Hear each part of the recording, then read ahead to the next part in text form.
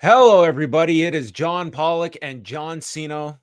When it's the two of us, you know that means TNA Wrestling, hard to kill. Hello, John. I'm good. How are you doing today, John? On this TNA, this a holiday here, the return of TNA. That is it. Yes, it's their annual. Their annual memory that you cannot kill this company. And now, Impact in the rearview mirror, TNA back at the forefront. We're going to be getting into everything that is going on regarding TNA. A bunch of news coming out of tonight's show, but this is one of the busier weeks, or at least I should say weekends. That hopefully we're not going to be getting a crazy amount of these this year, but we'll probably get plenty as we have just completed Hard to Kill. We have just ended Collision and Battle of the Belts, and now Battle in the Valley is in progress as we speak. So what is your game plan, John? What are you going to be tackling over the next 24 hours? I mean, from what I've seen so far, I definitely want to check out Battle in the Valley. I don't want to spoil anything for anybody that only watched TNA tonight. It might want to stay away from spoilers, but definitely something of note happened on this New Japan show that I want to check out.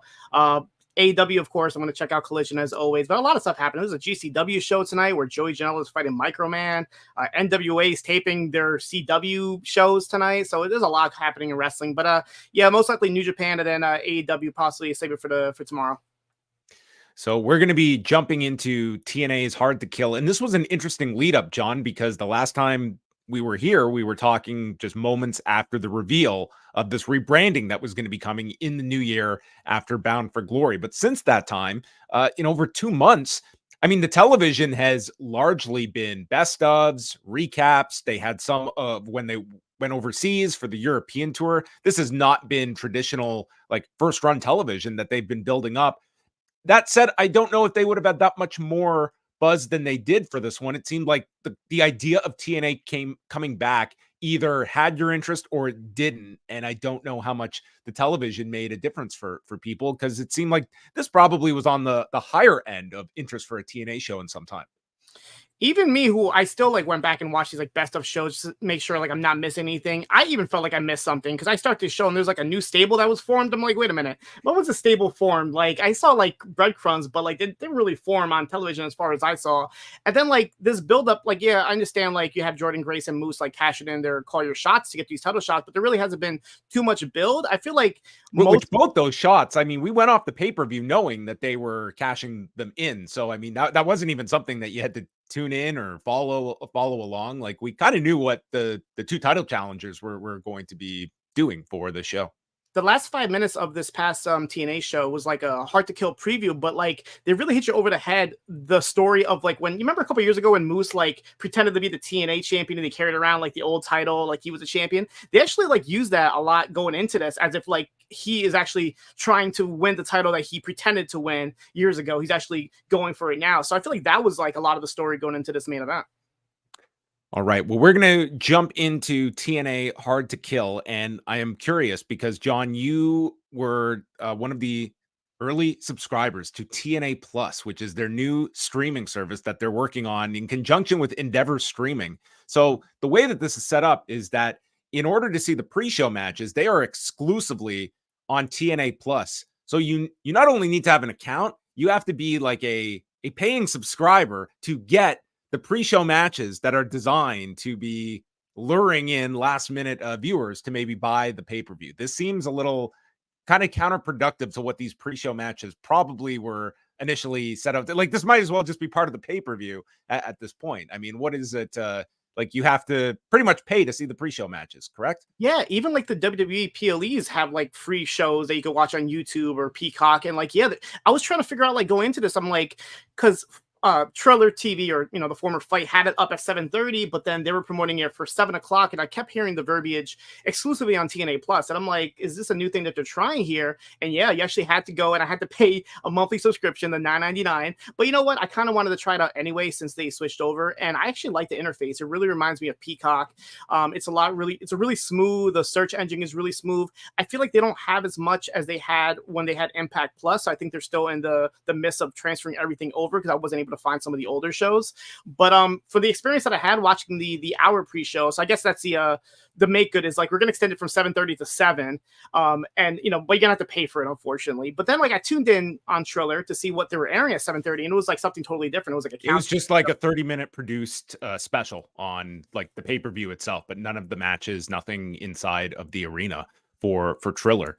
But that's interesting because you were also noting the fact that it seems like these what used to be the Impact Plus specials, they're not advertised on Triller TV, and these might be exclusives on TNA Plus. So obviously they wanted to concentrate everybody to one specific place to spend money on the app, and that will probably get our 4 regular pay-per-views per year, and then the monthly specials. Those you will need to get the app, and you will need to sign up for this thing. Right, because in the past, the like lower end pay-per-views would be Impact Plus. They would be labeled as Impact Plus exclusives, but you could still purchase them for like a low price through Fight. But now with the pre-show being taken off of there, it's making me really think that, yeah, like starting with No Surrender at the end of February, it should be an interesting question if they're going to stay exclusive to TNA Plus. And that might be a good way to get subscribers to stay on if that's the only way to watch these shows now. So the show tonight, they were constantly mentioning that this was the largest attendance at a TNA show in 8 years. And the last number from WrestleTix was 1,582 tickets distributed. This is at the Palms Casino Resort in Las Vegas, Nevada, a venue that, I mean, the UFC has run tons of shows from, but not too often that you see pro wrestling coming out from this venue in particular.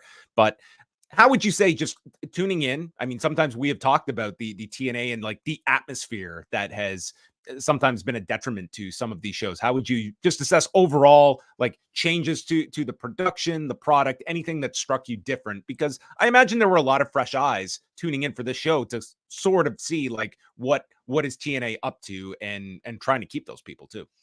So the major differences I saw was obviously the return of the tunnels. They did bring those back from the TNA days.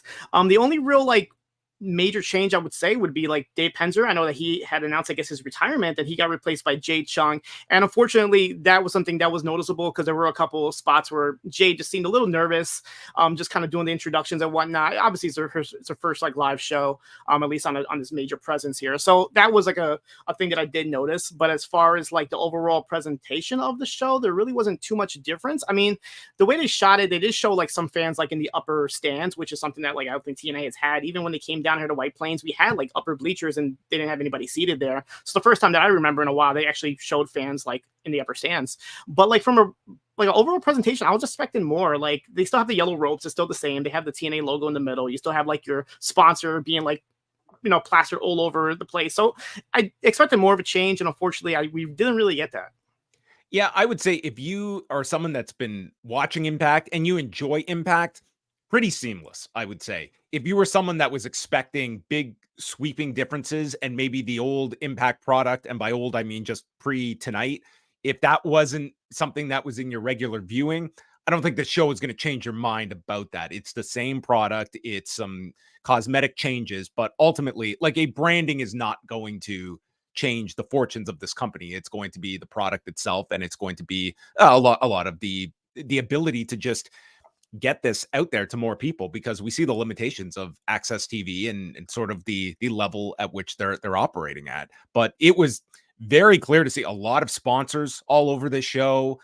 They were promoting this movie, The Mummy Murders, throughout, that even got to sponsor the Knockouts tag title match. But I mean, we had breaks between matches where they were going to various like Las Vegas foundations and like lots of sponsorship in this that you would assume meant some revenue for the company. That was definitely a departure from past shows. Yeah, for sure. So let's get into the pre-show, the very exclusive TNA Plus pre-show. We start off with Rich Swan and Steve Maclin, and out comes Rich Swan with his tribute to Flash Funk with the outfit here.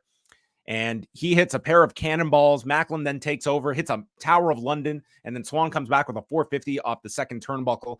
And then Maclin, Tom Phillips notes that last year at Under Siege, Steve Maclin and PCO, who just had this war, and Maclin was just bleeding an incredible amount.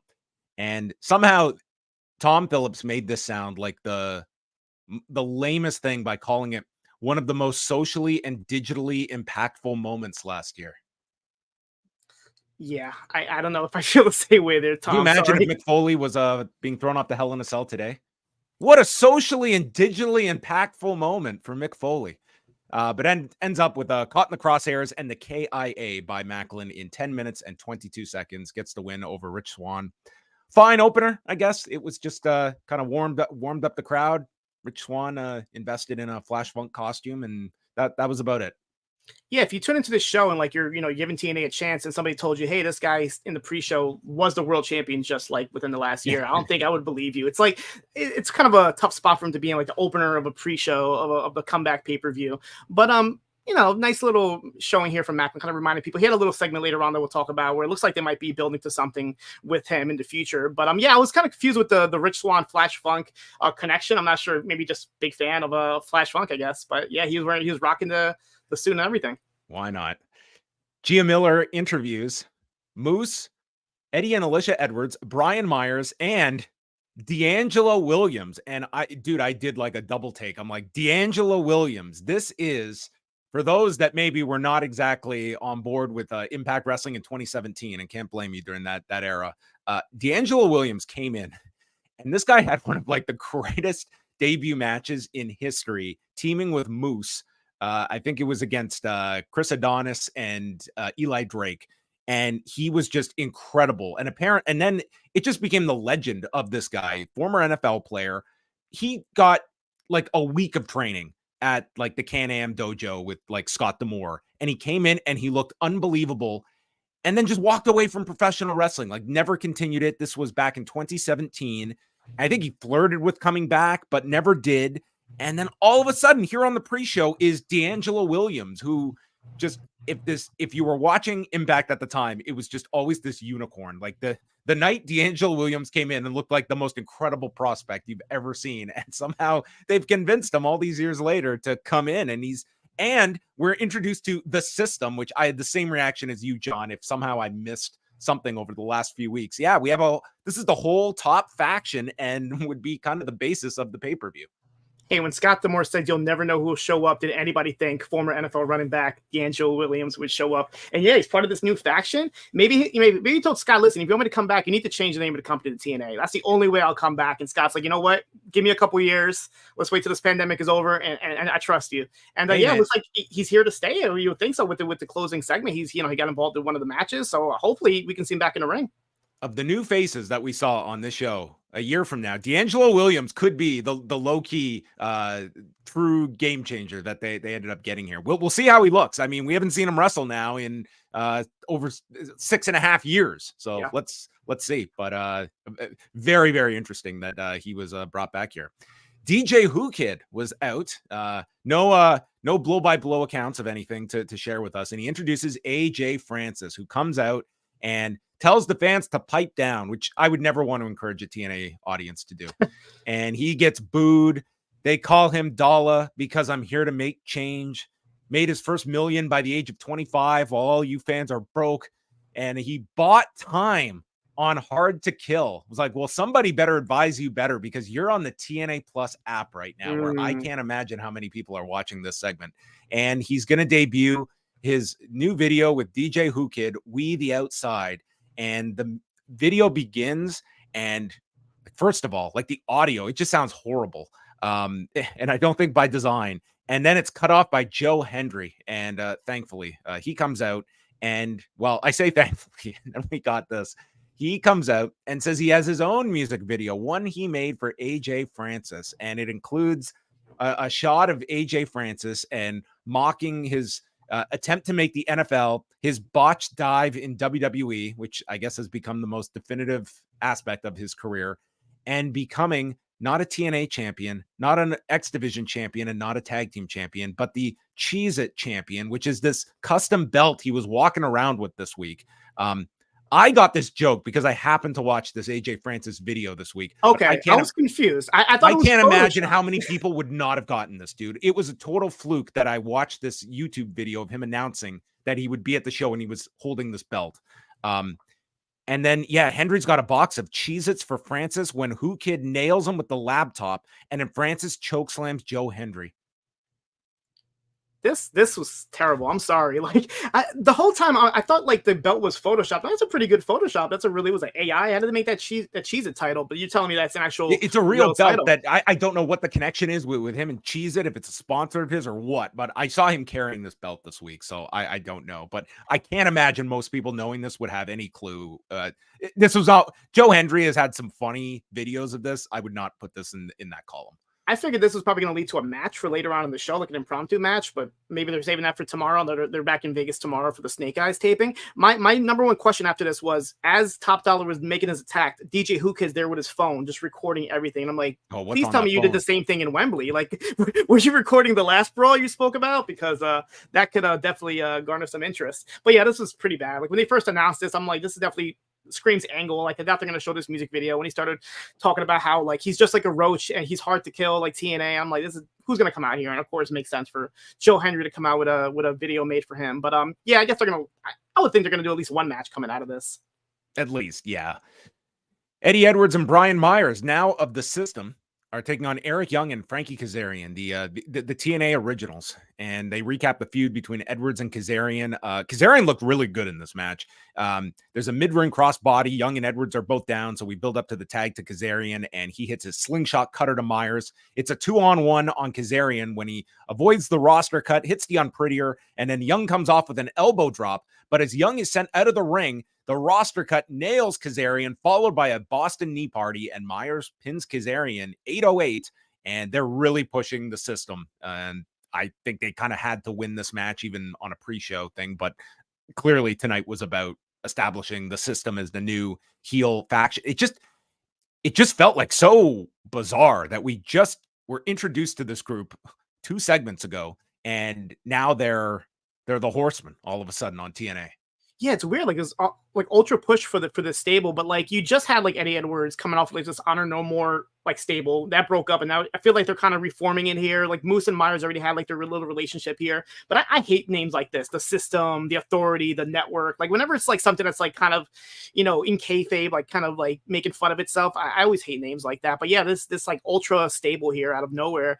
I would figure like Kazarian and Young would have gotten the win, you know, being TNA originals, and kind of like I guess Edwards is as well. But you think with them pushing Young, we forgot to mention is that later on when Young comes out for the presentation? Oh, that's right? Coming up to start the pay-per-view. We're so not going to blow that on the TNA Plus app. But the match was fine. There was one kind of scary spot where Kazarian is trying to do like his springboard leg drop and kind of like fumbled in the ropes a little bit, but he caught himself. There was a lot of stuff with the ropes tonight. I don't know if it was like a consistent issue that some performers were having, because there seemed to be a lot of there was springboards like, and slips. Like there was a lot of like slips like throughout the night. The lower right corner, actually, even commentary even brought up at one point saying like it had a lot of trouble with that corner. But yeah, there was a lot of spots tonight. I'm not sure if maybe like the ring setup was different than usual. But yeah, I was a little surprised by the outcome here. But then once I saw this, I guess they got, you know, they're pushing this System all the way through. Well, capping off the pre-show, it's the Digital Media Championship, a no disqualification match with Tommy Dreamer defending against Crazy Steve. Now, I had to run out, so I did miss the first couple of minutes of this match. So fill in any blanks here. But what I did catch, I think was all the stuff I needed, as Tommy Dreamer's hands were being tied together in the corner, and then Crazy Steve has the mysterious bag. What's in the bag? And he reveals a fork, and then another fork. And it turns out the man has about 10,000 forks in this bag, and he starts shoving them down the shirt of Tommy Dreamer, like inside his t-shirt, and then stomps Dreamer. Then he pours more forks. I don't know how many forks fit into this bag on top of Dreamer's chest. And then Crazy Steve goes to the corner, yells, "It's time to die," and runs at Dreamer. What does he do going into the forks? Does he do like a sit-out drop kick to kick these forks into Dreamer? No, he does a cannonball onto these forks into Dreamer, and then follows with Belladonna's Kiss to pin Tommy Dreamer and win the Digital Media title. I want you to confirm this, because as I said, I missed the first few minutes of this match, but what I did see seemed not good. Yeah, what you didn't see wasn't good either. On his way out, they did mention that Dreamer didn't need the belt extender for his title because he actually reached his goal of dropping 40 pounds before this event. So applaud to Dreamer for doing that. But yeah, it was pretty much plunder. There was one spot where he took out the trash can and there was like literal toilet paper and garbage all over the mat, and Dreamer just picked it up, wiped his ass with it, and then wiped it right in Steve's face. But yeah, you saw the best part of it with the forks. You know what it reminded me of? I saw this video recently of like when you're inside like those air things, you try to catch as much cash as possible. Yeah. I saw this one video of this girl that like put it all in her shirt, and her whole shirt was filled. It was the smartest thing in the world. That's what I thought of when I saw this. Just Dreamer's just shirt being expanded by forks here. But yeah, maybe not the smartest move from Crazy Steve, but they call him Crazy for a reason, I guess. I did miss a spot where there was the TNA towels. They brought those back that all the fans had. I thought this was a very cool idea. Whoever came up with this was they obviously just handed out these yellow TNA towels to everybody. So when the pay-per-view started, everyone's like, it's like they're like rally towels. They should be handing these out at all the tapings. I thought this was such a smart idea. It looked cool on television, and it gave the audience a reason to like be getting up, and it added to the opening of the pay-per-view. Like, it was a small thing, but I thought these like little rally towels were a really nice touch to throw in there. And Dreamer used it to choke out Steve too. So yeah, his historic title reign for the Digital Media Championship. I saw the birth of it here in White Plains, New York, and now I had to witness the end of it here on the pre-show to TNA Hard to Kill. Well, appropriate that this was on TNA Plus, the Digital Media Championship. Maybe it's going to be exclusive on TNA Plus. So now it is time to open up the pay-per-view, and our opening video is voiced by Eric Young, defining the words hard and kill as he wanders the Vegas Strip, and that time is a construct. And then from there, we go live into the arena where Eric Young walks out and does his walk and talk into the arena where the whole roster is surrounding him on the arena floor, and says that this means everything to them. We've been slept on for the last damn time. We know our truth. We are TNA Wrestling, and we are hard to kill. And dude, he was like screaming at you. You better enjoy this show. I mean, it was like intimidating here from Eric Young, who you gave your own nickname to. Yeah, at this point, Braden Harrington, he messaged me and said, did Triple H just show up at Impact? Because that's what I'm seeing on social media right now. And I'm like, no, Paul Levesque did not show up at Hard to Kill. But you might be thinking of this guy. And I showed him the picture of Triple E, Eric Levesque here, in his best Triple H cosplay here. So yeah, definitely made the rounds that Triple H has showed up to TNA. But no, it was a one Eric Young. But yeah, kind of being like the cheerleader, the rah-rah here to get the crowd hyped up. Kind of weird since he just lost a match like 20 minutes prior to this. I was just amazed he did the wardrobe change so quickly. I mean, and had a lot of dialogue here. So we go into the first match on the pay-per-view portion, and it is the second ever Knockouts Ultimate X match. 2 Knockouts Ultimate X matches, 51 total Ultimate X matches, according to Tom Phillips here at the beginning. So that's a little lopsided. Yeah. Gisele Shaw, Zaya Brookside, Jody Threat, Tasha Steelz, Alisha Edwards, and Dani Luna are the 6 women that make up the Ultimate X. And early on, we're getting like some like 3-way spots, and I thought there was some really like sloppy stuff early on, including like a drop toe hold where Shaw is sent into the rope. Brookside then hits a high cross to the floor onto Luna and Shaw, while Threat then climbs and does a swanton to the floor. Threat then climbs the truss, and Edwards is holding onto her back as she climbs the truss and then just dumps Edwards down to the floor on everyone.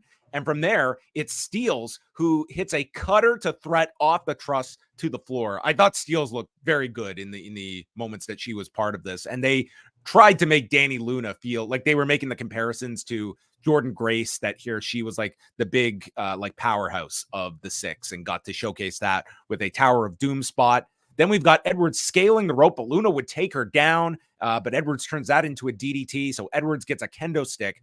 Threat then lifts up Edwards and Brookside for a double F416, and then Shaw leaps off the back. So the idea here was like she was going to launch herself off of I think it was Dani Luna's back. Yep. To spear Dani Luna, and tried to get the height, and it was a bit of an ambitious spot. And the camera didn't really catch it all, so you couldn't really see. All you see is like Jody just kind of falling from the ropes and Gisele kind of falling on top of her, jumping off of Luna's back. Yeah. But I guess it's supposed to be like a spear off her back, but unfortunately that was the idea. Yeah. And then we're down to Luna, Shaw, and Steelz climbing from different corners at the same time, and Shaw uses the X as a weapon to knock Luna off, and then knocks Steelz off, and Shaw's left alone to grab the X in 12 minutes and 4 seconds, and we'll get a future title shot. First of all, I love how Impact or TNA now has become like the home of former NXT UK stars, because you got Dani Luna, Zaya Brookside, Subculture, Trent, Sabin. They actually did announce that Impact, or I gotta get used to this now. After all these years getting used to Impact, I have to go back to TNA now. TNA announced that they did sign Zaya Brookside, so she is here to stay, it looks like. The one thing I hate about matches like this, and I understand why they do it for the spectacle, but when you have somebody like there and they can literally climb and win the match while everybody's on the outside, but instead of going for the X, they decide to just jump on everybody else. I always find that dumb, but I understand it. It's wrestling. Yeah, a couple scary spots here, like you said, but I actually, I pretty much enjoyed this match. I was a little surprised here. I thought they were going to go full in with the system and maybe give it to Alisha, but no, Gisele Shaw here with the a little bit of an upset win, I feel like. Yeah, I thought there were some rough spots in this one. I thought this was like below like your usual Ultimate X standard. I mean, it did have some moments. I thought like Dani Luna and Tasha Steelz especially kind of stood out to me in this one. Steelz though was kind of, I mean, she won the first one, knockouts one, and it was sort of just like she had the big cutter spot, but wasn't figured in too prominently, although was there near the end. So that is it with Gisele Shaw going over. Then we had we go to Tom Phillips and Matthew Raywalt in the private box where they're set up, and they're so far away, and then they throw over to the French team, and like there's no lighting for them at all. So it's like, dude, you could barely see them here. It was a terrible looking shot that they had, and they look so far away from the action, but nonetheless. Then we go to the back or somewhere. I don't even know where we are. We're in like the lobby of a hotel with AJ Francis and DJ Who Kid. There's like barely any audio. You can't hear anything, half of this, like really bad. And then the audio comes on at the end, and they basically, I don't even know what the gist of this was. I have a theory that like Top Dollar and Who Kid filmed these segments themselves and sent it in, and they messed up the audio because whatever TNA tried to play had no audio whatsoever. And you could tell at the very end they were trying to like higher the volume, but yeah, all you heard was that Top Dollar was talking about We Outside being a smash hit, but I couldn't even hear the song, so yeah, just looked really rinky dink. Dirty Dango is up next, accompanied by Oleg Prudius and Alpha Bravo. I could only imagine people tuning in for the first time in years. It's like, oh, here's Vladimir Kozlov. So it's supposed to be Dirty Dango against PCO, but Dango announces he hates TNA wrestling, and PCO is wheeled out on an operating table with a sheet over top of him, and the surgeons use cables to jolt him to life. This was a fairly clever entrance. I like this.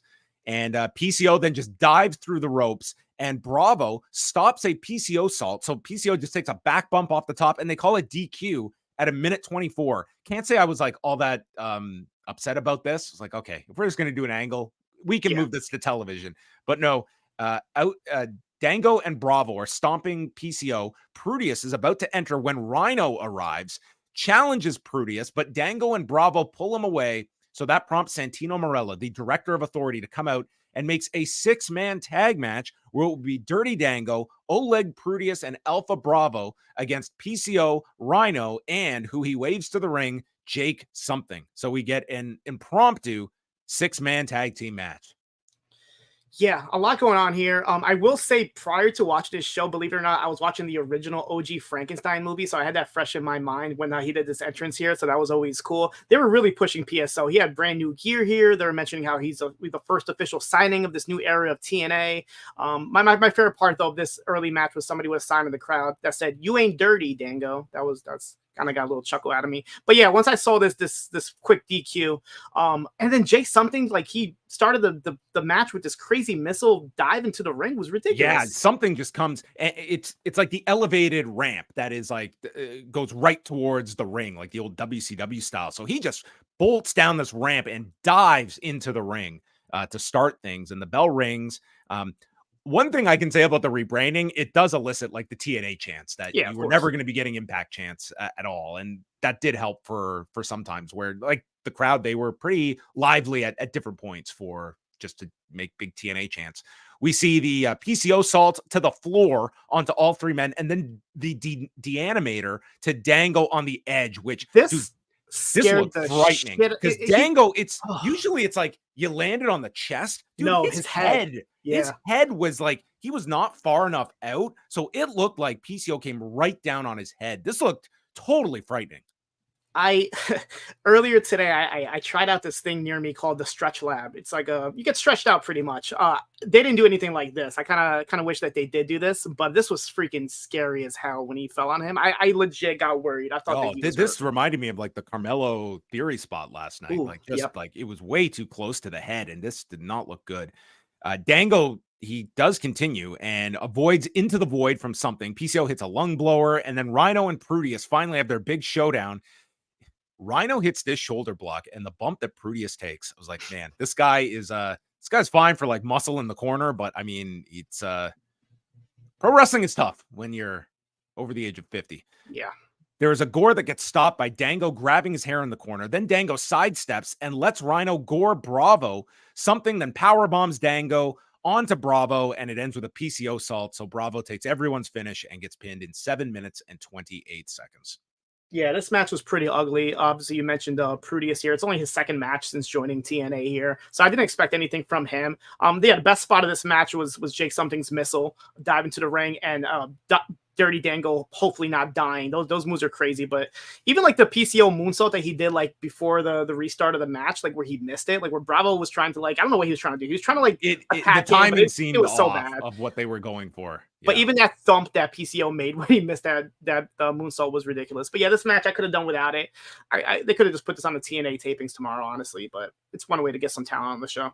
Yeah, I can't say the show is blowing me away by this point in the show, and it's like you and I usually like these pay-per-views when we get together. Let's like, yeah, it's usually like good quality stuff. I did feel like this point during the show, like it was below the usual level that they have been showcasing. But we then go to earlier in the day where a limo pulls up and a mysterious blonde woman is escorted out of the car and is entering the arena, and they are teasing who is showing up, and we will get the answer later on. But before that, it is a special bonus match. Killer Kelly and Masha Slamovich, MK Ultra, defending the Knockouts tag titles against the resurrected Rosemary and Havoc, who are returning from the Upside Down. So for those that have not been following, Rosemary had converted to Courtney Rush, and then there was the mystery disappearance, and now they have been resurrected. So not just PCO, but several coming back to life on this show. Well, not only Courtney, but also Havoc, because she was doing her Jessica with her sick gimmick, and they kind of transferred over to the Death Dolls. But now with DK, no longer, Black Taurus is gone, and Crazy Steve's doing his own thing, so they kind of took over the Decay name, and they went back to their original. Still using the headphones though, so she still gets reception in the Upside Down. That's good to know. It's good to know they got service there.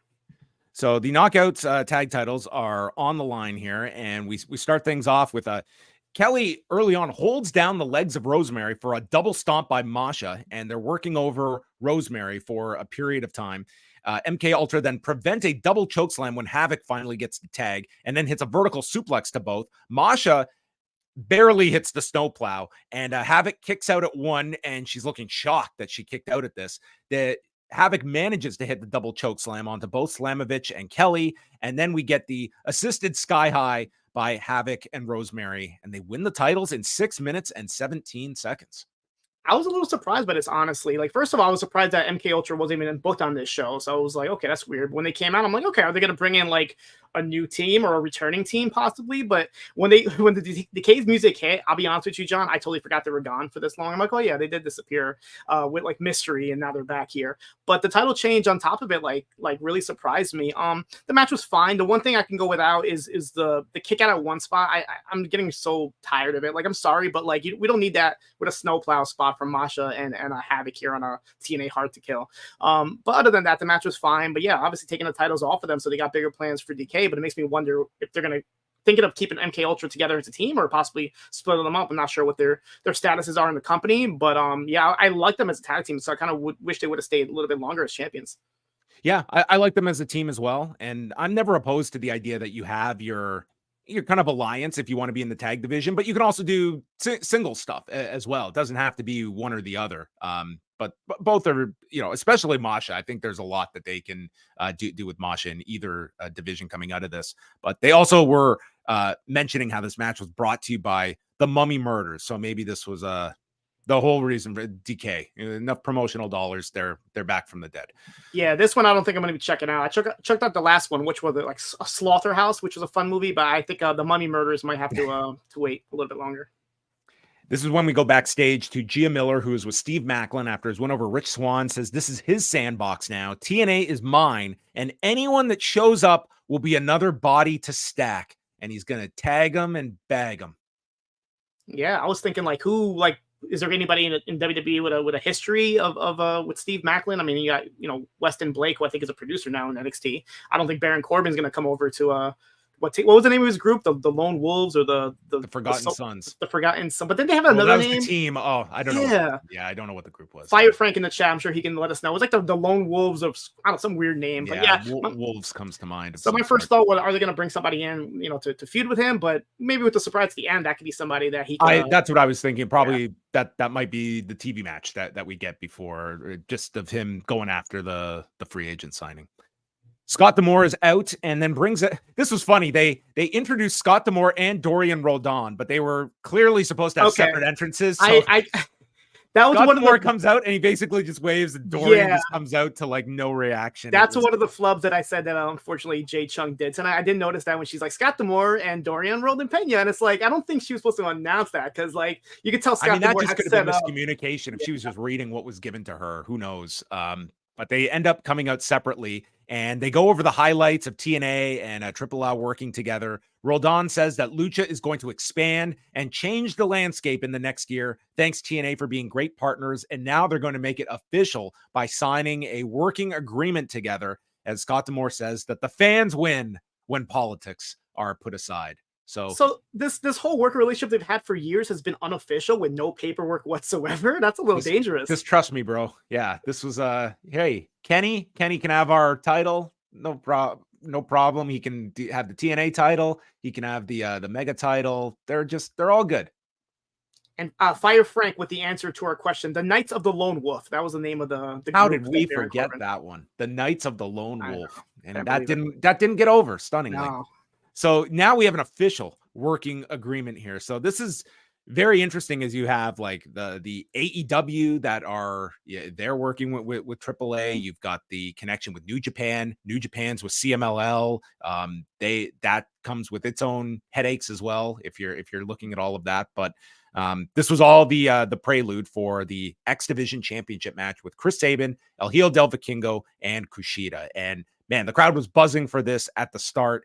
And they just get right into things. Vikingo with an inverted 450 into a Rana on Kushida in the early moments of the match. Then Kushida tries to apply the hoverboard lock to both men at the same time, and they escape. There's a monkey flip on Vikingo into a Rana on Sabin, and then Vikingo hits a moonsault to both men on the floor while landing on his feet. And then Vikingo counters Sabin by bouncing off the rope into a corkscrew roundhouse kick, and Sabin is sent to the ramp, and Vikingo lands a step-up springboard 450 onto Sabin on the ramp. I mean, this was crazy. I don't know how he didn't break his ankles. Like, did he not realize how short of a distance it is, like, from the ramp to the ring? Like, there was no give at all. Like, I don't know how he did this without hurting himself.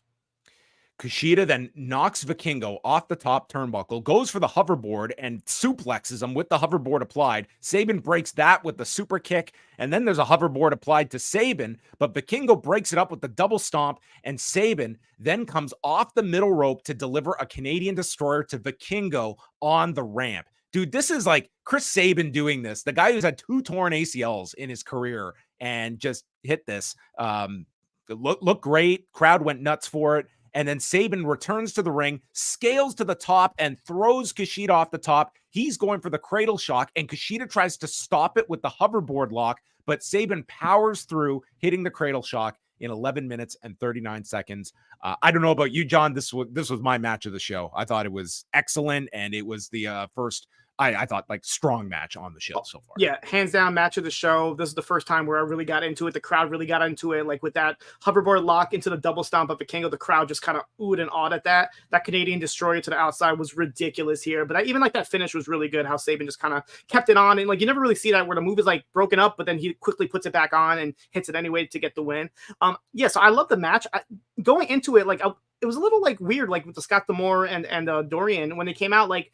I expected like maybe like a fourth man to be like presented to be in this match or something, like for him to kind of do that. And there wasn't really an announcement. It's like, okay, we're working with AAA, which you've been doing for years.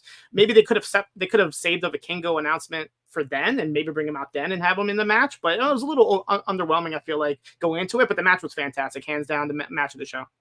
Yeah, I mean, just when you see some of the other like matches on the show, like there was some stuff where it's like, like hit and miss with some of the ideas they had, and to see how crisp these three were. I mean, these were just three they were terrific together. I really like, this would be the match I would certainly recommend on this show if you're So out of this partnership, do you see them possibly doing anything different than they've been doing in the past, like for them to kind of make a bigger deal out of this? I would imagine more talent going back and forth. I would think that would be at a minimum when you have your big shows for Triple A sending guys down. And I think for them to have a steady pipeline of people coming in becomes very interesting, of like what Vikingo, like this interesting kind of piece of talent of like, AEW is going to want dates on him. Impact's going to want certain dates on him. But his main stuff is in Mexico on top of it. So yeah, I don't know how much more aesthetically it's going to look than what people have been accustomed to. Like, it's open doors between these two companies, but more solidified. And I could imagine them coming up with like some more unique ideas to try and expand AAA's presence up here and vice versa, get their talent down on some of these bigger shows for AAA. Yeah. All right, we move on. And then after this match, we go to Josh Alexander and Alex Hammerstone. That was built up on social media with Alex Hammerstone, now a free agent coming in to TNA. And the match begins with Alexander going for the ankle lock early and Hammerstone breaking free. And then he just kicks at Hammerstone's knee and then hits a dragon screw. Hammerstone just launches him with this giant belly to belly across the ring. And then Alexander lifts up Hammerstone and just like drops him like a bad habit on the edge of this apron. He goes back to the ankle. I got so scared when he held him up in a fallaway slam. I'm like, is he going to toss him back? Like, I had no idea what he was doing, but luckily he just dropped him down, which still isn't a good thing to have happen to you. This was like, given the size of Hammerstone, like this was like fairly impressive to watch some of this. And Alexander starts getting frustrated because he gets the ankle lock on and Hammerstone fights his way to the rope. So Hammerstone then goes toward Alexander and his knee gives out, but then he recovers like instantly and hits the nightmare pendulum, which is like Hiroki Goto's Shotenkai.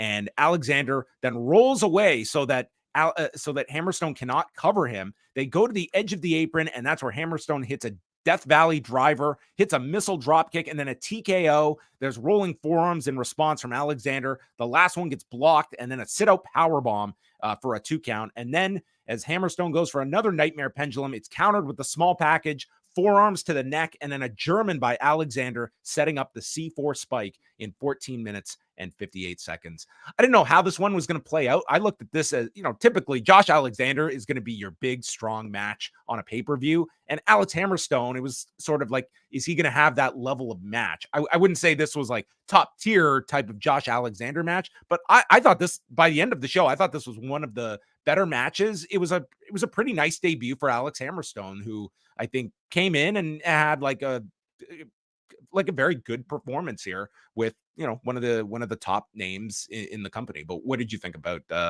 Hammerstone and just the transition coming in here?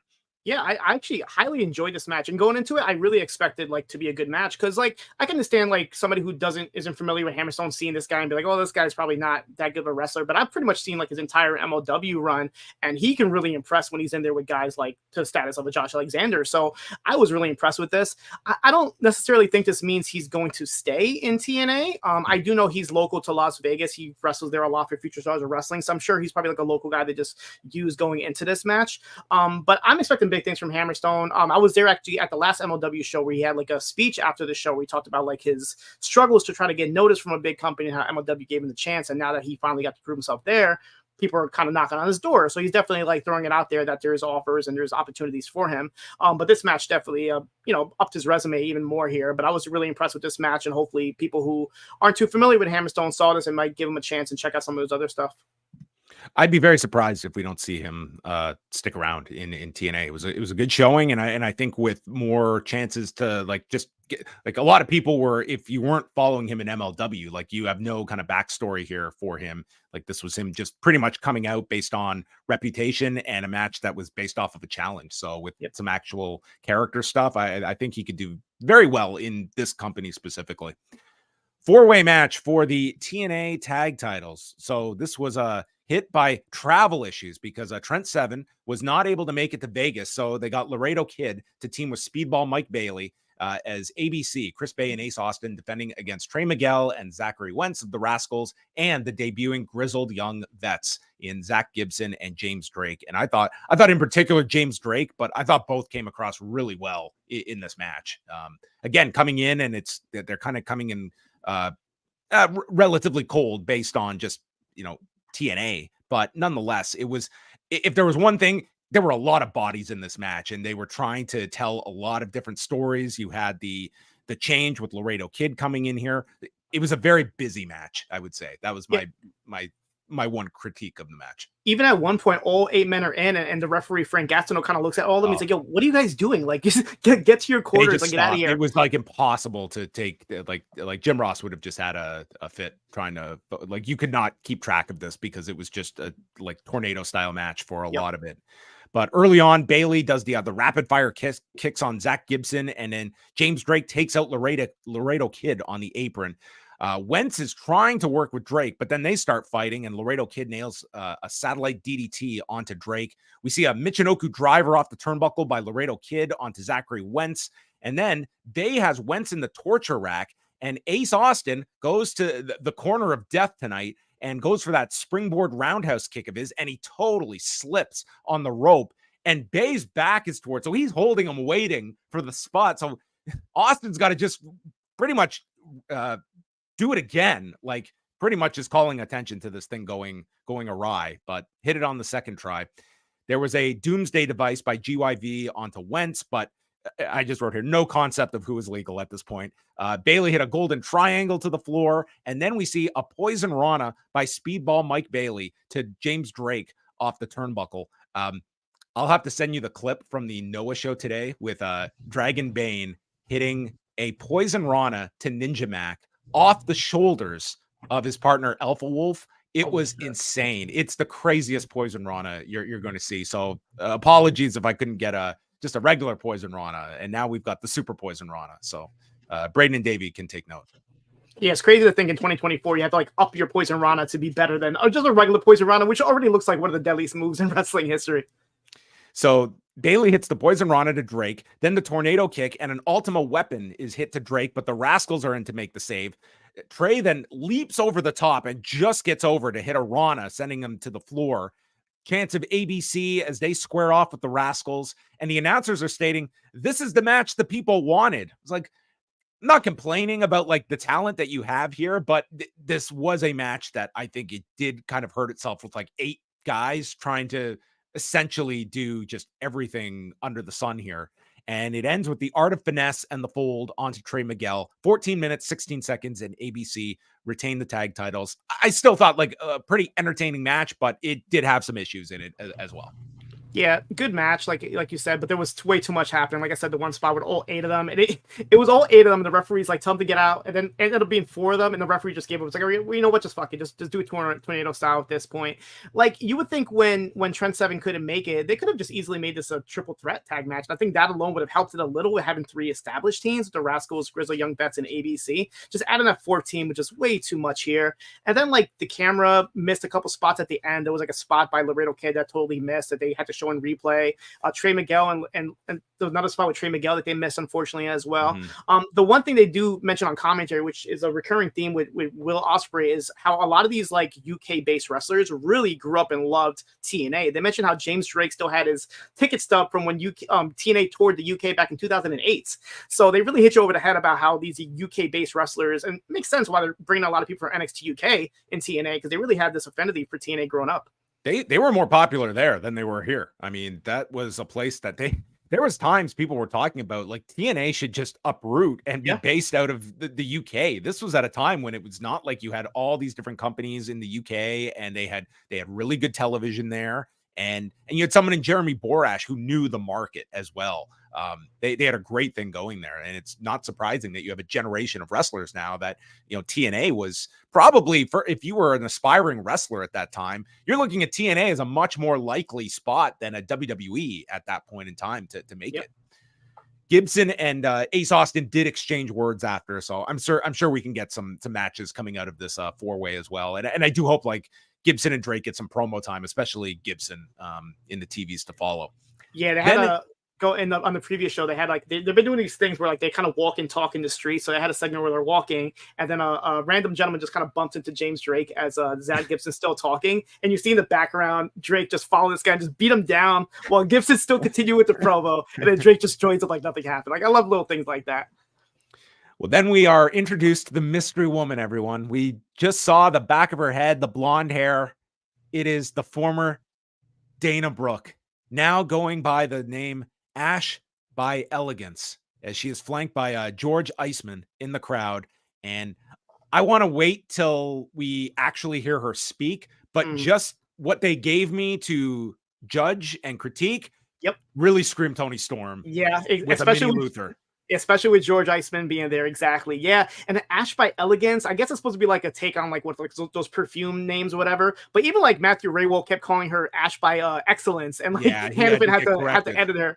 But yeah, it kind of gives me the same vibes. But I'm gonna be like, I'm gonna wait till she actually cuts a promo and see what kind of character. But just by the looks of it, it screams carbon copy of Tony Storm and Luther, unfortunately. Even the way she's dressed, the way she looks, the way she's just presenting herself, it definitely gives you vibes of a timeless Tony. I'm always open-minded about the people that have only been in the one WWE system and what they're going to do after. And there's some that you just don't see them go anywhere. Like, she's here. Let's see what she does with this. So that'll be interesting to see on the TVs. But I would state up until this point, if this was the big reveal, it would have been left pretty underwhelming. And then maybe the other one would have been too. I don't know. I was going to say, they could have said there could be more than one blonde showing up tonight. Yeah, that is true. They certainly had no shortage of them on this show. But it is time to go to the Knockouts Championship match. Trinity defending against Jordynne Grace, with Jordynne Grace cashing in her opportunity at the title shot. And the beginning part of this, like, it's all Jordynne Grace just dominating with her power. She hits a suicide dive and a juggernaut jackhammer on the floor, and she applies a full Nelson. Trinity fights to the rope, and then as Trinity kicks away while seated on the buckle, Grace just comes back, nails her with the muscle buster, but Trinity kicks out. And then Trinity, after a pin attempt, turns it into Starstruck, and Grace escapes and gets hit with the rear view, kicks out of that. The crowd is starting to get more into it at this point. Trinity hits a heat seeker onto the edge of the apron, getting a 2 count from that, and then lands a knee strike, deadlifts into a sit-out powerbomb, and applies Starstruck once again. But now Grace powers up to her feet with Trinity still applying Starstruck and turns it into a release German, hits her with a spinning back fist and the Juggernaut driver. Grace wins the title in 14 minutes and 32 seconds. They hugged afterward, and we'll see if Trinity's at the tapings tomorrow, but you certainly could have read this as a send-off for Trinity. Like, that's how it came off. If Trinity said to Jordynne Grace before the match, hey, listen, this is my last match. Let's go out there and beat the shit out of each other, I'll believe you, because some of these moves that were hitting on each other were crazy. The way that Grace was just dropping Trinity with no care whatsoever, obviously with care, but just the way that she was viciously going at her. At one point, she hit a muscle buster, and commentary says shades of TNA legend Samoa Joe. Unfortunately, AEW World Champion could not show up tonight. But yeah, this match was really good. I mean, it kind of over delivered in my eyes. I kind of figured it would be more of like just Grace kind of winning more cleanly here. But she definitely had to, Trinity definitely busted her ass in this match. But yeah, this is a really good match, but very hard hitting. Yeah, it took the crowd a little bit to get into it, but I would say that they got there by kind of the midpoint, and once they got into the near falls. And yeah, I've always seen Grace as like a great talent that they have, and someone you can build this division around. They've done it in the past, and it's a good person to go with at this point with all the women that you have in this division. Yeah. And she's kind of like a stable champion that can have some great matches with a variety of people. I know you mentioned earlier about like how they're kind of presenting Dani Luna as like another Jordynne Grace, but I would love to see like a build for that match. Just two powerhouses going at it. They've kind of teased it before. They've had a match in the past, but I would love like a nice built up title match. It feels like Dani Luna is going to get like focus as not just like the third member of Subculture. Like, they're really going to get behind her. Like, that did seem to be a focus of the Ultimate X match. So I could see that down the road being something you build to. TNA is very good at that, of kind of the two big stars that are like unbeaten and on a collision course with one another and building it up to be something of significance. But if this is in fact the end for Trinity, how would you assess what she provided for TNA coming in when she did, and the run that she had, as short as it was? I think she definitely brought a lot of eyeballs and a lot of fans to TNA, to Impact, since she was there. A lot more people that I know weren't watching Impact on the regular gave them a chance because of a big, she was a big star in WWE. So that definitely helped out. And I think it helped her out as well, kind of going out there and kind of proving yourself that, you can have these matches with these talents here and kind of making a name for yourself outside of WWE, which is hard to do, which is the first, like you mentioned, when wrestlers leave WWE, it's really interesting to see how they make names for themselves. And she definitely was able to do it. She obviously kept some similar elements from WWE, but I think she did a really good job at kind of expanding her resume in wrestling. And I feel like she did just enough where she can show up tomorrow on WWE or in the Rumble and get a huge pop like nothing happened. I thought it was mutually beneficial. I thought for Trinity, when she came in, she got that great reaction in Chicago, and like she came in and seemed to be really invigorated to be here. And conversely for Impact, to have someone choose to come here, I think it was kind of an endorsement of them. Like it added like a certain factor for TNA as well, to have, someone that probably has a lot of options and opted to come here. So, I mean, it was short, but I think it was a good pickup for both sides, I think, overall. From a live standpoint, I will say she will be missed because of the TNA shows that I went to with her on it. She was always like one of the more popular ones there. All the kids are into it, the light sticks and everything kind of get into it. So that's definitely going to be something that they need to fill. Do you think they're going to go right into Jordynne and Ash by Elegance, or do you feel like she's going to have to build up herself a little bit first? I would want to see her kind of slowly integrated more. I mean, here is somebody that has just gotten out of WWE. It's like, you've got to establish this character, in my opinion, and I would want to see her kind of just get her feet wet first in TNA. Like, it's like, that's a lot to throw at her to be like, let's say for the April pay-per-view, which it was interesting tonight, John, that we didn't get any plug for the next like traditional pay-per-view, which usually they go off the air plugging, which we would theorize would be Rebellion in April. Yeah, I was kind of looking even on their socials. They're really just pushing this taping tomorrow. The Snake Eyes taping is really the only thing they're really pushing. I know they just announced Nick Nemeth, who we'll talk about in a bit, has a match for tomorrow. But yeah, nothing has really been announced for the February pay-per-view. The main event, it is Alex Shelley, and representing the system, it's Moose. And dude, Moose looked in incredible shape. They said he was down to 255 pounds and in the single digits of body fat percentage. Dude looked ripped. He had like a 6-pack on him. I mean, I was watching this. I'm like, okay, he's just been installed as the de facto leader of a faction. He looks like he's in unbelievable shape. I was expecting a title change here just based on that stuff alone. I didn't see them beating, like, honestly, the creation of the system, like, I don't know, it kind of to me did like signal like, okay, they're not beating this dude after they've just established this. And there could have maybe been a more creative way to get to the system that leads to this title change, but they unveiled them on the pre-show. Yeah, and the good thing for Moose is like the fact that we haven't seen him in a couple months, right? Because of the taping schedule. Like, was the last time I actually saw like an actual match from him. So the transformation is definitely going to hit us in the face. But yeah, I thought the same thing. It's like, you can't establish this guy as a leader of a group. You bring back D'Angelo Williams, and then you're going to have this guy lose. Like, no. So yeah, once I saw that, I'm like, this guy's ready to be world champion. So it looks like we're going to go into that. Moose offers his hand, and Shelley swats it away and then spits water in Moose's face. And then he sends Moose's shoulder into the turnbuckle. And for the next 20 minutes, he worked on this shoulder.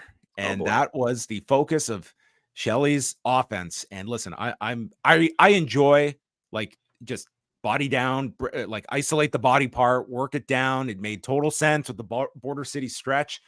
But man, some of this was long, dude. It was this match dragged on so much. At this point, I was starting to clock out. The crowd was starting to clock out. I was reading stuff from other shows that were happening, and I'm making a joke. Hey, maybe this guy from the New Japan show can fly over from San Jose to Las Vegas, because the length that this match is going, he'll probably have enough time to show up at the end of it. Yeah, at this point, I'm just like, this match needs to pick up. It did pick up a little bit at the end, but overall, this match dragged so much. It's just, and it was like Shelley, like on offense for so much of it. Like, he's working the arm, he applies a Kimura.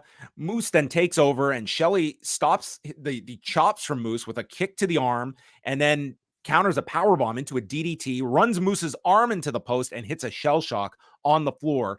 He tries for the Border City stretch, but Moose rolls out of it, hits a power bomb. Shelley kicks out. Then Moose misses the spear and runs his injured shoulder into the turnbuckle. So Shelley hits a bunch of lariats and then a sliced bread number 2, gets a 2 count. And this is when D'Angelo Williams and the System come out.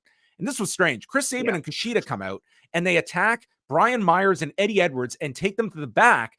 And Ray Walt notes, well, D'Angelo Williams is still there, and he's just standing there on the ramp by himself. And he just turns around and leaves. He leaves on his own volition. I wonder if he was supposed to do something and totally missed it, because Moose even got close to his face at one point, or Shelley did, and I'm just like, was he supposed to do something? And totally felt like a missed spot there. It's like, Moose has got this. I'm gonna take off, and he did. He just walked away. He left. So then they fight onto the ramp, and Shelley hits a divorce court to Moose on the edge of the ramp. I mean, there was creative stuff with the arm. It was lengthy. They got into this big chop battle, and Shelley finally gets him off his feet, and the crowd is chanting TNA, and it picks up here, lands a super kick. Moose blocks 2 shell shocks, and then just runs the ropes, hits a spear out of nowhere, and that's it. Pin Shelley in 21.5 minutes. And the System is out to congratulate Moose. And before we get to the next appearance, your thoughts on the match and putting the title on Moose. Yeah, unfortunately, this entire match, the build to it, obviously there was no build. It was just kind of there presented to you. The match was very slow. I would say watch maybe the last minute or last 2 minutes of this match. As soon as D'Angelo Williams came out and did whatever the hell he did, that's when the match finally picked up. But the ending sequence was awesome. Even that spear he hit, and Moose is bleeding from the mouth here. It was definitely a hard fought victory at the very end. But yeah, the first 15, 16 minutes of this match dragged on so much. I was totally distracted by other things happening. Yeah, I just think it was a lot of the middle. It was again, it all made logical sense. This was a fine laid out match. It was just for Moose selling for all that period of time as well. And it was a lot. It was a long time for the crowd, but the ending, they did ramp things up, and the audience did get invested in that portion. So Moose wins the title, and with the System out, all of a sudden music plays and we see the name Nick Nemeth on the screen, and they're all looking at the tunnel. But instead, Nick Nemeth appears in the ring behind Moose, super kicks him, and hits the zigzag. And out to the crowd goes Nemeth, and he tears off his Motley Crue shirt. And I thought he was going to have to struggle. He was the first try, he was like, oh shit, this is not going. But does tear it off to reveal a TNA shirt. And that's how the show goes off the air. And the crowd went nuts for Nick Nemeth at the end. So you got the big surprise, and probably the biggest pop of the show, you would say, for Nick Nemeth. Absolutely, 100%. You can't have a TNA show, a TNA comeback show, without the debut of a former big WWE star. So this was vintage TNA. The one funny part was when he came out and his music hit, they have the camera on the System, but they don't want to zoom in too much because his name's on the screen and they want to keep it a surprise. No, you see the camera, you see the camera just go away, and then it kind of goes, and you see Nick Nemeth in the ring. But yeah, John, we can't call it the zigzag anymore because he's no longer Dolph Ziggler. So can I present to you the Nick Knock? Oh yes. My God. Well, Matthew Raywald just said he hit him with a super kick, and it just said not. He knew in his head, it was we can't call him that. Although, yeah, I mean, they certainly weren't shy about giving old that's the former Dana Brooke. You could have said Nick Nemeth. This guy just showed up at Wrestle Kingdom. Why can't you say Nick Nemeth? People know who he is. But they have put up a new T-shirt for him. It just says Nick Nemeth with the Saved by the Bell font in the background. And they did announce he's going to have his first match tomorrow at the Snake Eyes show against Zachary Wentz at kind of a choice. But yeah, that should be a good match at the tapings. Well, this Snake Eye show, the matches we have, besides that, it's Okada and the Machine Guns against. Is it all the members of the System? It's Edwards, Myers, and Moose? Yeah. Yep. And then you've got the big rematch with Will Ospreay and Josh Alexander, which is probably going to be Ospreay's last TNA match for God knows how long. Probably a long, long time until you see Ospreay in a TNA ring again, which is an interesting match in terms of how they booked that one as well. So it does look like it's a pretty loaded taping when you throw in Okada and Ospreay, and now you have Nick Nemeth wrestling as well on top of that. Yeah, I kind of half expected, because you would think that Ospreay and Okada would probably be in town unless, are they part of the New Japan show tonight? Yes. Yeah. Okay, so that makes sense why. Yeah. Okay, so obviously they'll be in town for tomorrow. But yeah, do you expect them to stick around a little bit more besides the Las Vegas tapings? I mean, they're taping, I think how many shows are they taping? 2 shows tomorrow, and then they're Mhm. back. They're taping again, I think the 19th or In later. Florida, yeah, they have some shows in Orlando, so that's what I was thinking. Maybe they can show up down there. Yeah. Well, Okada's on. I think Okada's on the New Beginning show next weekend. I think. I have Gotcha. to go. He was on. There were like 10 million lineups that came out, but just getting back to Hard to Kill overall, like I'd go thumbs in the middle on this show. I'll be honest, like I was a little underwhelmed given like the buzz that they had going in. I would certainly recommend the 3-way X Division match. That was my clear match of the show. That would be the one I would definitely recommend seeing. Josh Alexander and Alex Hammerstone over delivered for what I was expecting going into that one. Those would be some of the matches. Not knockouts match had like, fine work to it, but it was it was a mixed show for me. And especially the beginning part, like the first third of this show, I thought was pretty skippable, to be quite honest. Yeah, it's a very, very tough show to book because you announced this months ago, right? There's no like new product to build up these matches. They're kind of just like cold matches announced to it. You can't really rely on the nostalgia factor too much because you just did that with TNA 1000. So it's like, it's kind of hard. Like, how do you present this show? And you don't want to change things too much because Impact had a pretty good thing going. So they tweaked a couple things, obviously, and they kept the name TNA. But I think this is pretty much just Impact. Like the commentary team stayed the same. There was no real drastic changes other than Jade replacing Dave Penzer. There really isn't too much of a change from a commentary standpoint. But yeah, I enjoyed the show for the most part. I would start with the X Division match and just kind of work your way down after that. Anything prior to that, you definitely don't have to watch. But yeah, match of the show, X Division 3-way. Pleasantly surprised by Hammerstone and Alexander. Tag match could have been better with less people. Knockouts match was good. Main event was okay, but obviously the big surprise. But yeah, Nick Nemeth. So do you see him possibly be having a bigger role in this company now?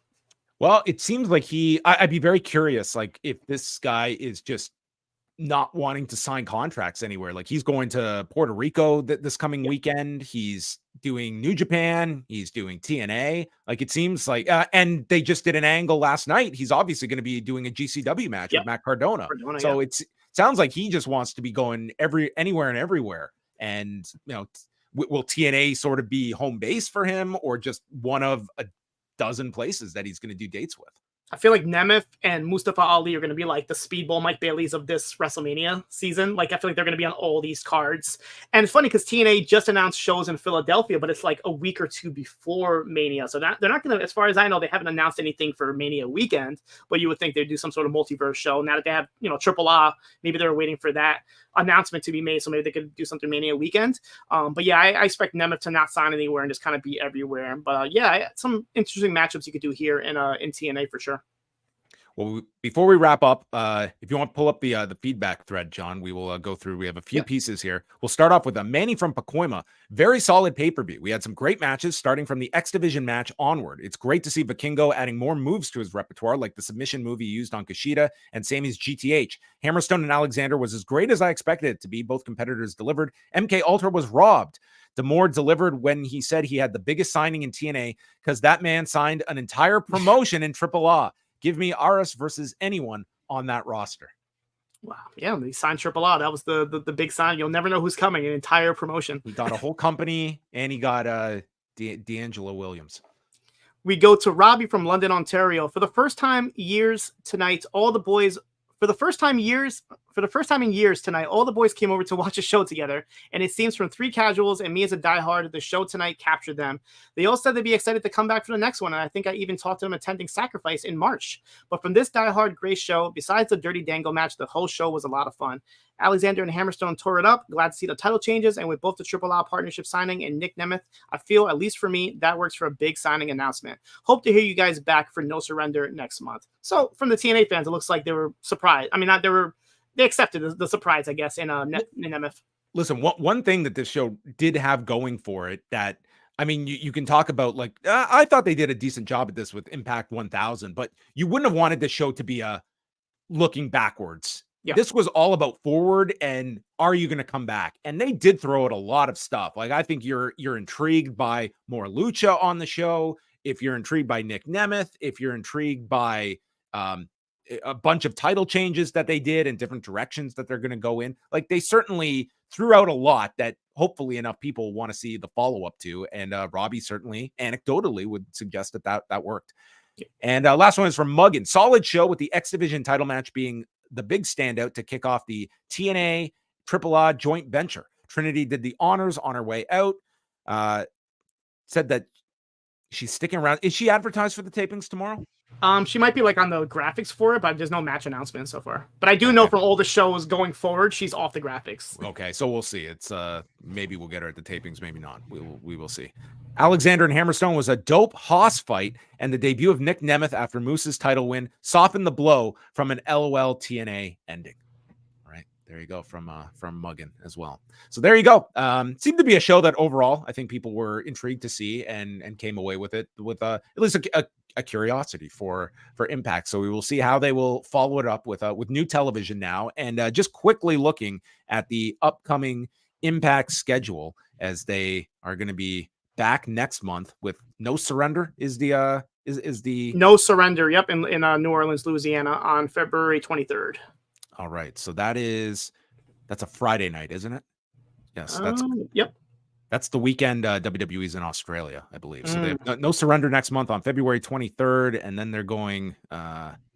It's interesting that they announced this week they're going to go to Philadelphia, but 2 weeks before WrestleMania week. Yeah, it's weird they do that. All they know is that next time TNA has a big pay-per-view, you're guaranteed to get AEW to a Battle of the Belts show, because they always do those shows whenever it's a big TNA pay-per-view. God, so they're doing No Surrender, and then they're doing their Sacrifice show 2 weeks later. That's a very quick turnaround. In Windsor, yeah. So anyway, we will see. And I assume their next traditional pay-per-view will be sometime in April, if their past calendar is going to be followed. But John, I want to thank you very much. I know there's a lot of wrestling to get to. I guess Ospreay and Okada maybe are getting in the ring shortly, so that is coming up. If you want to go check out all of the coverage this weekend, we've got Collision Course, which is going on as we speak with Kate from Montreal and Wei Ting. On Sunday on the Cafe at postwrestlingcafe.com, Bruce Lord and Karen Peterson will have a full rundown of Battle in the Valley, who showed up, what videos aired, and what matches have been announced for the future coming out of Battle in the Valley. We will not spoil it for anyone here. Plus, up on the site, great work tonight from Andrew Thompson, Neil Flanagan, and Jack Winon covering the UFC, the TNA pay-per-view, and Battle in the Valley. So it has been a crazy, crazy weekend, but tons of coverage up at postwrestling.com. And finally, where can we hear more of John Siino? Check out all my thoughts, twitter.com or x.com/CinoEvil, CNOEVIL. Every Thursday on the Poison Rana podcast, a new episode of Shot in the Dark. So I'll be talking about Shot in the Dark this week. Talk about the new TNA. So it looks like they're hopefully going to these new tapings this upcoming Thursday. So I'll be able to talk about that and let you know all the. Yeah, we're going to see Okada on TNA TV again. That's going to be a very interesting thing to watch, but it's happening, guys, and I'll be there to talk about it.